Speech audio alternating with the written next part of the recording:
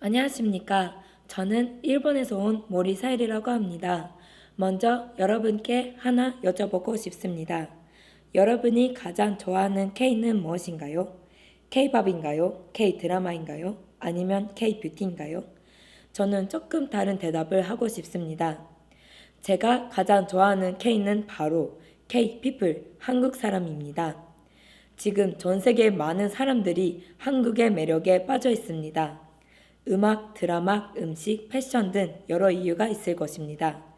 하지만 저는 그 매력의 가장 깊은 곳에는 한국 사람들의 정이 있다고 생각합니다.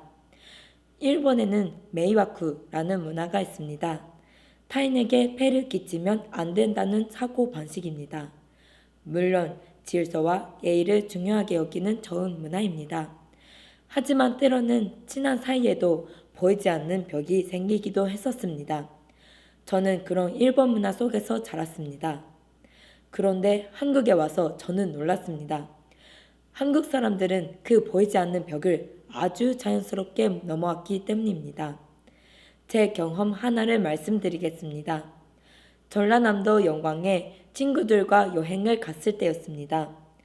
피곤해서 사우나에 들어갔는데 처음 보는 어머님들이 8분 정도 와 계셨습니다. 저희를 보시자마자 이렇게 말씀하셨습니다.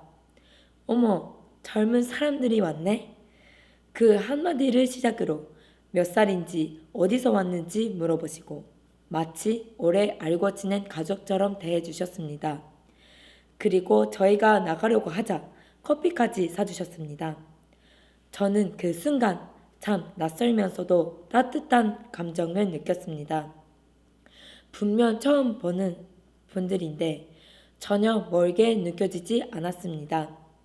그때 마음속으로 이렇게 생각했습니다. 아, 이것이 한국의 정이구나. 이심전심이라는 말이 있습니다. 말하지 않아도 마음이 전해진다는 뜻입니다. 저는 한국의 정이 바로 그런 힘이 있다고 생각합니다. 그 사람에 대한 정 때문에 나도 모르게 주고 싶은 마음. 어려운 사람을 그냥 지나치지 못하고 벽이 없이 손을 내미는 태도. 그리고 타인을 가족처럼 품어주는 진한 사랑. 저는 이것이 한국 사람들의 가장 큰 매력이라고 생각합니다. 바로 그 한국의 정의 힘이 K 문화를 특별하게 만드는 진짜 원동력이라고 생각합니다. 사람들의 마음을 움직이는 것은 결국 콘텐츠만이 아니라 그 뒤에 있는 사람의 마음이기 때문입니다. 연간 사우나에서 어머님들이 건네주신 커피 한 잔, 저는 그것을 아직도 잊지 못합니다. 그 커피는 저에게 단순한 음료가 아니었습니다. 한국 사람들의 따뜻한 정 그 자체였습니다. 그래서 제가 가장 좋아하는 K는 K팝도 K드라마도 K뷰티도 아닙니다. 바로 K피플, 한국 사람입니다. 감사합니다.